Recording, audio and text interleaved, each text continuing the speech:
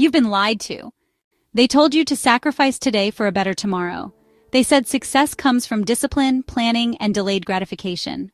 But what if that's all a trap? What if chasing the future means missing the only thing that's real, right now? If pleasure is the only certainty, why waste time worrying about a future that may never come?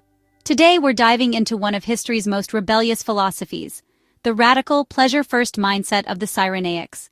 Picture this, it's the late 5th century BCE and philosophy is having a bit of an identity crisis. Socrates is out here telling people to seek virtue and self-knowledge, while his student, Aristippus of Cyrene, is sitting back with a goblet of wine saying, or, hear me out, we could just enjoy ourselves.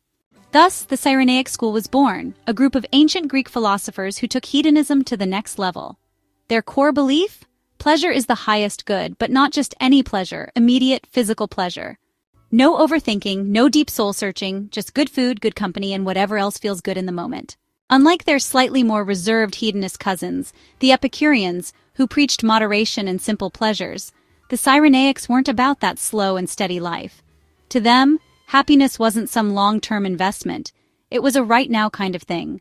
They were also hardcore about subjectivity, arguing that the only thing we can truly know is our own sensations.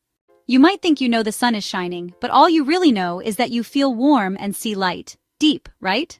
But this also meant that since pleasure is an undeniable sensation, it's the only true measure of what's good. And by pleasure, they meant the strong stuff. Physical, immediate joys like eating, drinking, and, well, let's just say they'd definitely be VIPs at any ancient party. Meanwhile, mental pleasures like memories or the anticipation of happiness were just weaker versions of the real thing. This is where they clashed with the Epicureans, who advised enjoying life in moderation to avoid future pain. The Cyrenaics had no patience for that. Why play it safe when the future is uncertain? They even redefined virtue itself, arguing that it's only useful if it leads to pleasure. Of course, people freaked out a little. Critics wondered if this meant the Cyrenaics were justifying selfishness, or worse, immorality. But later thinkers in the movement, like Theodorus, argued that reckless indulgence could lead to pain, conflict, or, jail. So a bit of self-restraint was still necessary. Despite their bold ideas, the Cyrenaics never became a dominant school of thought. They were just a little too wild for ancient philosophy, which generally preferred self-discipline over self-indulgence.